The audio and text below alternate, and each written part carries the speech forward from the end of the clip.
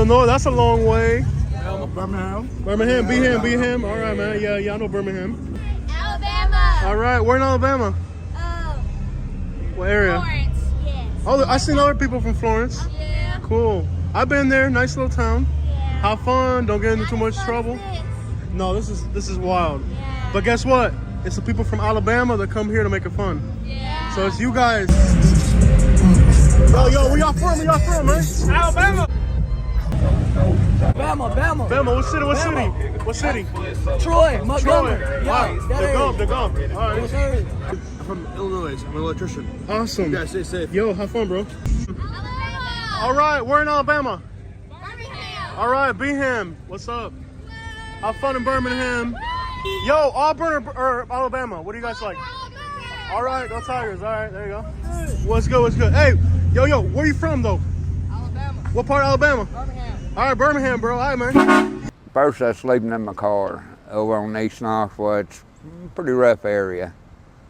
I can't talk bad about it because I got a lot of friends over there. And eventually, I wound up out here and I put in for these apartments over here.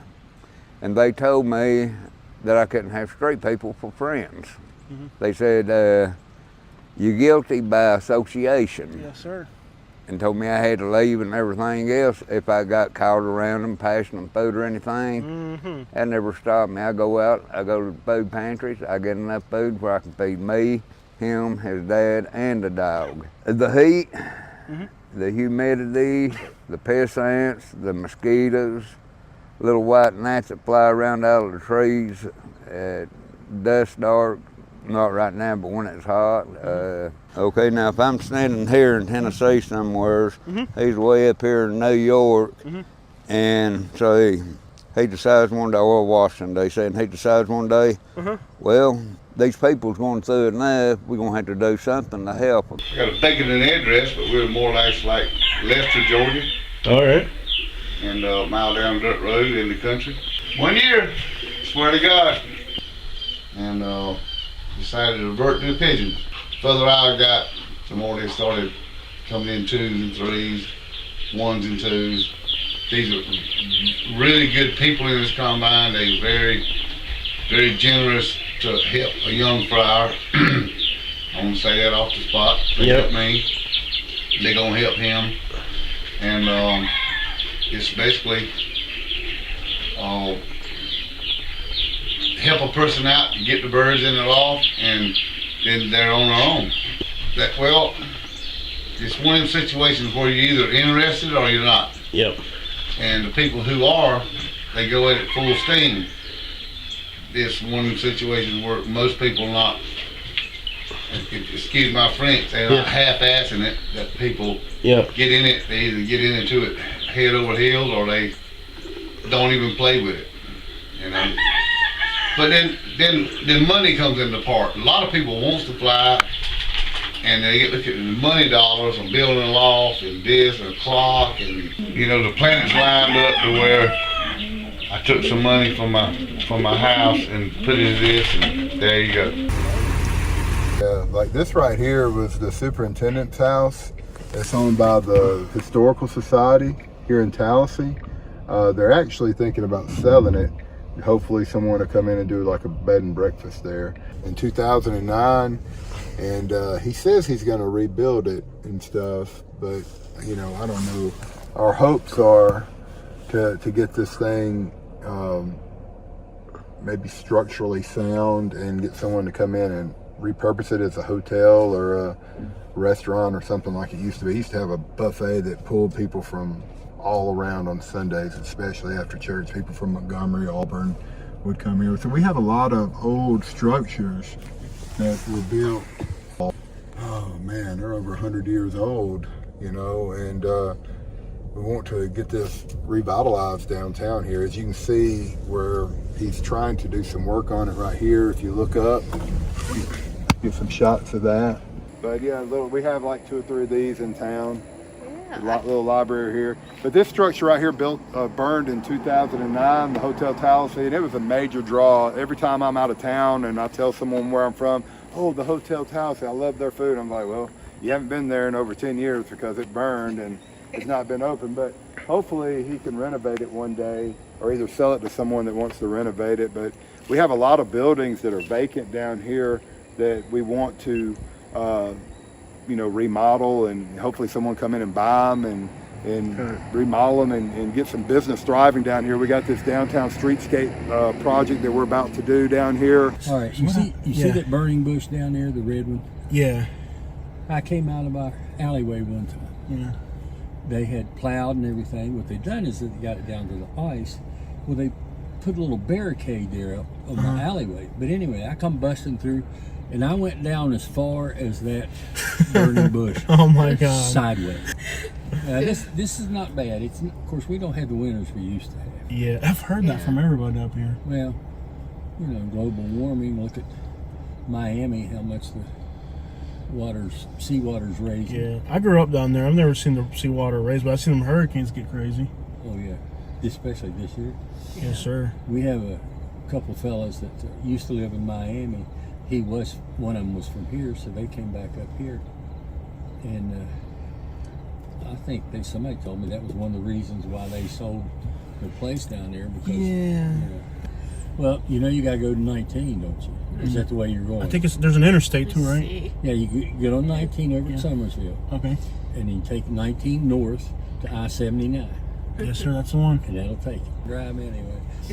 We had a doctor's appointment or something. Anyway, we canceled. I was telling the Subaru dealer about it. Yeah. He said, well, those cars are made to go in the snow. I said, well, the cars are, but... We're on Bardstown Road at Walgreens, sitting in front of Walgreens. And just sitting back here trying to make $1 out of 15 cents and everything, because it's rough out here. I mean, Louisville has its days. Sometimes it's good, sometimes it's bad, but mostly part of it is like finding somewhere to sleep at. Because like when the temperature drops at nighttime, and then I just walk until I just get tired of walking. I might sleep behind a building, behind a dumpster or somewhere, behind Speedway, anywhere I can. And I might wind up all the way down towards Bassford Manor, where Walgreens and stuff. They ain't got a shelter here in the city? They do, but they want you to join the program, and besides being in the program, you still have to get up it could be raining outside at 6 o'clock in the morning. You still have to. Yeah, they got requirements. Yeah, you still have to get out and leave at 6 o'clock in the morning, and then if you want to join the program or get at a bed or something like that, you have to be there for bed count at 4 o'clock. Sometimes if you don't get a bed, then you go to the Salvation Army or St. Vincent de Paul. They don't have no beds, so you just wind up stuck outside. Messed up attitudes about everything got her. And I could, when I said I could speak to somebody, look, don't get mad at me. I ain't did this shit. Yeah. And everything. Shit, I was born into this world.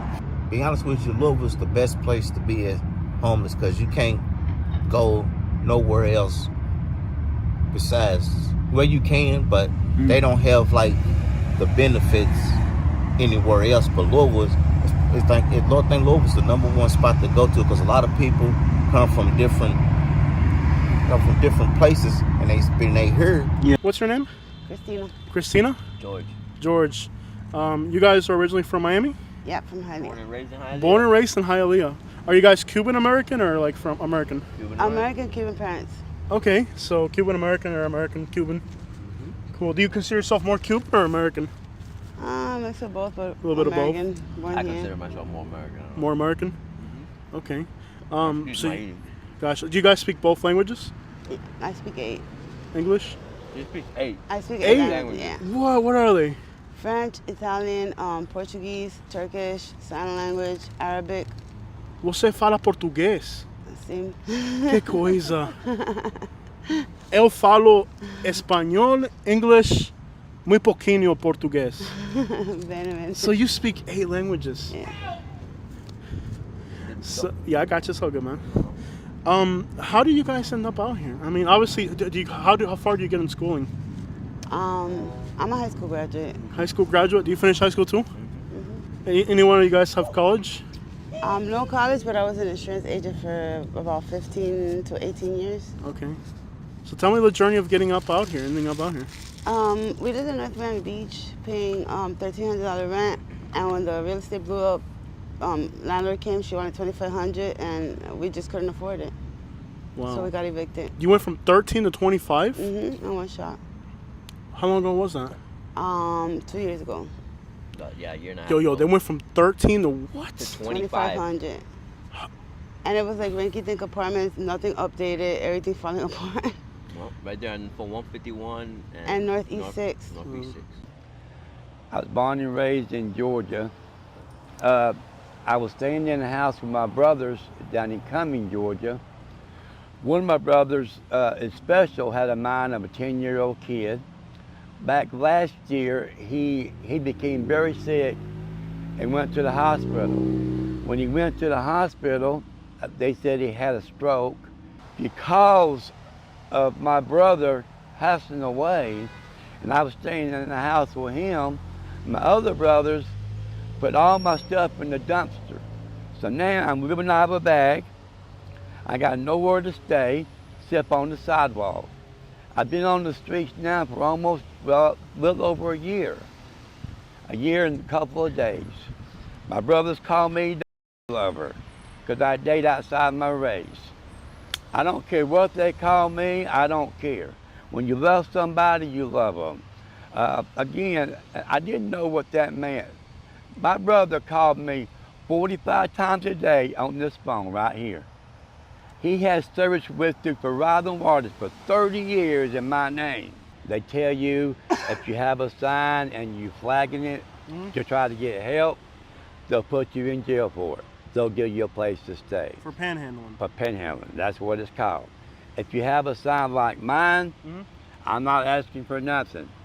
Even the police here in Georgia has given me money, has stopped and given me money. So you know, not all polices are sorry, but 85% of them are. I born in Cuba. Okay. My father he in the Navy. Okay. My mother is from Cienfuegos in Cuba. Okay. I come in the United States for the first time. I'm 15-year-old. The family, he don't have any kid. He take care of me. I stay here 4 months. In 4 months, the lady, he told me what happened. You not feeling happy? He said, I feeling too happy with you. I never pay. What are you doing for me? He said, what happened? You missing your mother? I said, no, I'm missing my father. This is true. The later he told me what he said, my prophet for my father. My mother, he know my mother. My father, he coming for the I-born. I tell this is my son, you take care of my son. For the back to Cuba, I got the student, the commercial in Mariana. The one day, the police, the Bautista, he catch me in the street, and he said, I told everybody, the 11 o'clock, nobody in the street. I said, hey, he not took my friend and me. He said, you don't count me. He taking something told in Cuba, beach away. It is something for the hitting me and that one and the. What do the pigeons mean to me? Yeah, as far as emotion, feeling. Oh boy, I love watching them fly around the loft. I love seeing them come home on the race day. I really enjoy just sitting there and watching them do their thing. I love the young birds when they fly crazy. Yeah. You know, you're a little worried about them hitting the trees or whatever. It's scary the first time out. Yeah, pretty scary. But they smooth me down. If I'm a little uptight or whatever in the house, I'll go out in the pigeon loft and I come back in just fine. Right. And I've heard a lot of stories on that, especially from military people. It helps deal with stress. Yep, it helps cure the stress.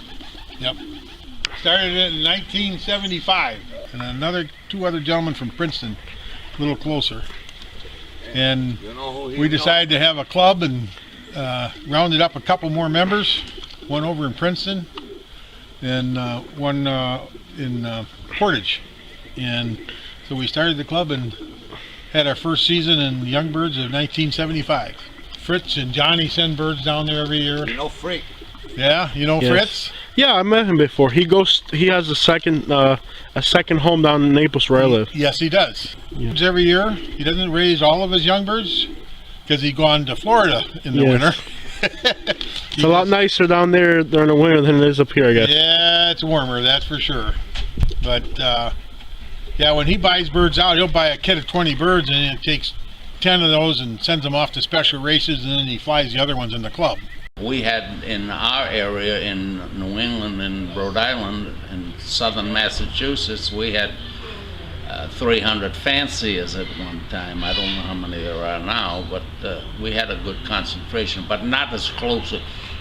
We have the Unit 10 area here that there's approximately 100 fanciers in 1 square mile area.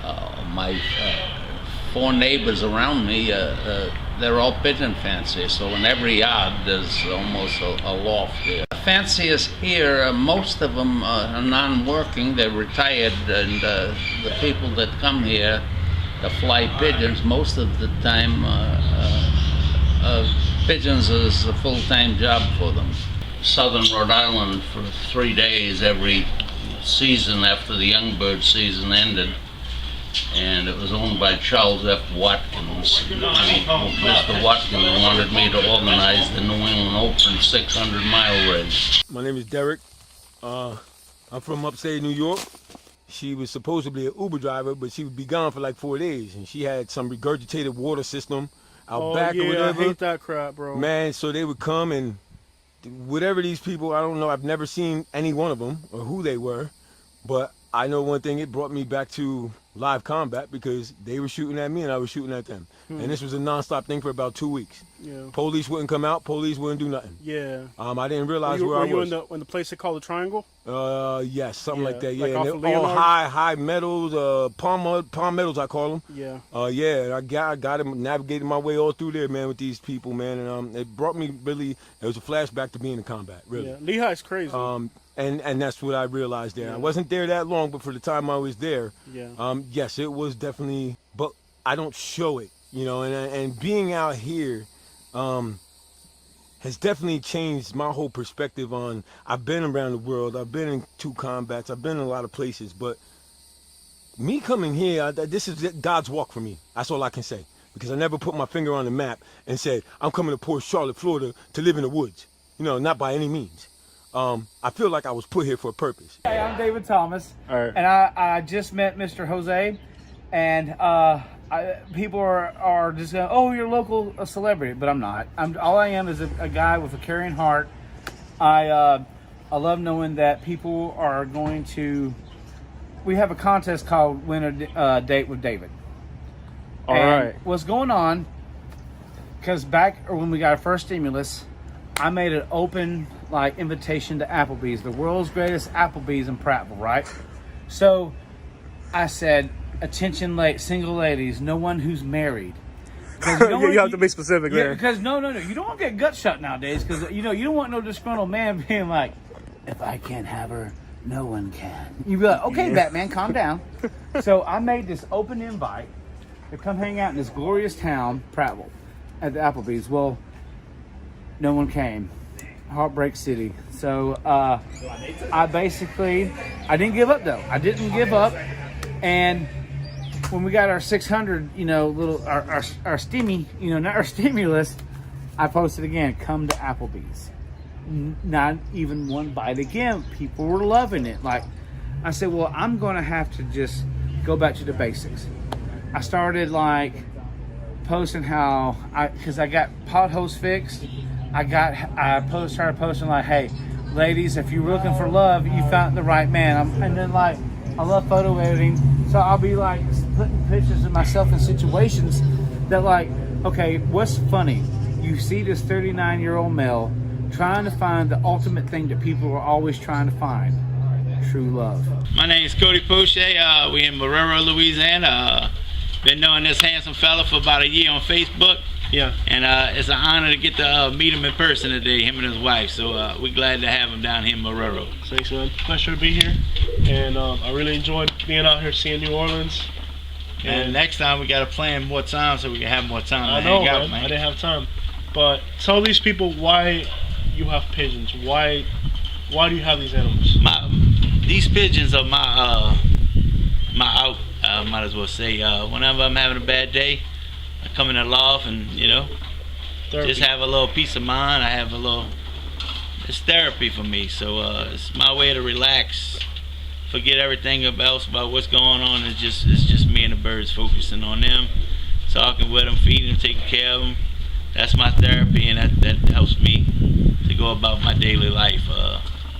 And it mellows me out as a person, makes me a better person, knowing I just gotta be here for these birds. You know, I ain't out going partying because I know I gotta wake up the next morning and take care of my birds. So, and it just helps you to become a better person. And the kids in the neighborhood love it. Hopefully, I find some of these little fellas and groom them to be pigeon racers one day too. So that's the main reason I enjoy doing a pigeon racing. I'm a rookie. This is only my second season flying young birds. So, How do you folks what you do for a living? I work for the Sheriff's Office of Plaquemines Parish. I currently sergeant in the Special Services Division. I go to the schools and I teach about drugs, drug abuse resistance education, just helping them become better citizens in the community, making the right choices. Yeah. And I'm just a people person. Yeah. This has been my motto and my way of living for a long time. Meet 3 people a day and do one good deed a day, and that's each and every day. That's my purpose of waking up, and that's my goal to accomplish that. Meet 3 people and do at least one good deed a day. I race with the New Orleans Pigeon Combine. We got about 25 members. It's in 4 Mile, Florida. 4 Mile. 4 Mile. Show them how to say that. 4 Mile. 4 Mile. 4 Mile, dog. All right, man. Look, tell me I can't put right, dog. I'll be running the whole dog. All right, so what's it like out here, bro? What's it like? It's like living in hell, but being in paradise. Okay. Tell me about the paradise. What's good out here? What's good? What's good out here, man? You know, right? Them hoes ain't so. Let me tell you something about the hoes. Oh, man, I be starting with the hair, too, though. Freaking in the wind. 4 Mile, dog. 4 Mile, dog. 4 Mile, dog. 4 Mile, dog. What's up, man? Hey, can we turn out a little bit so we can hear you guys? All right, bro. What's it like out here in LaBelle, y'all? Another day in paradise. You got a drunk ass white boy like all motherfucker. All right. White boy. All this money on. Yeah. Hey, it's cool here in LaBelle. Everything cool here. That right there, that country boy Reed, he gonna let y'all know what to do. What's it like out here in LaBelle, man? Come here. Thug life over there, you feel me? All right, man. Bit thug, bang it out, look. All right, man. Y'all wanna build a documentary of LaBelle? You can't get them niggas. Yeah, that's all. Hey, look. This the real token white guy. Token white guy right here. All right. I'm from Naples, man. Naples. Y'all write that down, Florida Hood Blogs. We got 7,000 followers on YouTube, so we're doing it big. We want to show everybody what it's like. That Blanquito right there. What's up? What's up? That's the neighborhood. I ain't gonna say. Neighborhood Chicos. Neighborhood Chicos. So we got Chicos, white boys, everybody here straight in LaBelle. Just another day. Just another day in LaBelle. You know what I'm saying? What music you guys listen to out here? What's popping off out here? What's hot? Artists? Anybody local? Any local artists? Right now. All right. What's your name, bro? That's your track? No, that's his brother. Oh, your brother? All right. If things was made, or if you didn't go to penitentiary for 30 years or something like that, you'd be out here doing your thing. But when you come out and you do 30 years, 20 years, you can't do nothing. You don't know where you go. I remember going down to the electric company. I asked how come I can't get my water on if I pay my bill. You turn it off, you know, and it's just ridiculous. But they are trying. This is the second best place in the United States to start over again, Lexington, Kentucky. So I mean, there's a waiting game. There's a process. They got shit to eliminate your felonies. They got everything you need right down at the Goodwill. Goodwill comes from a very charitable donation, and it's ran by some people, which but anyway, there's a lot of things up there that don't do nothing. There's a lot of things to do. You know, people who manage this shit, who try hands over, face down, wounded warriors. There's all kinds of people. There's people the bike club's fun. So they can make you 8 protections. But these people do mind. These police mind their business. and they will come see you when you are a problem. Trust me. And you will go to jail.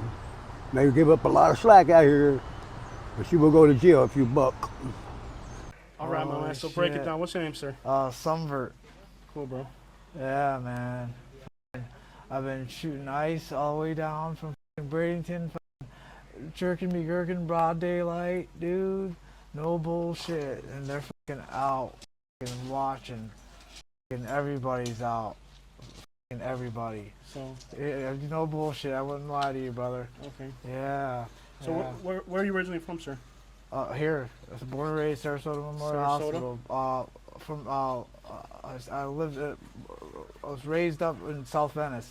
Okay. Yeah, where I Cool. sold lots of dope. No, I'll still have my roots in Cambodia. I can still speak it. Oh, cool, I can man. speak it to you right now. Oh, please do, man.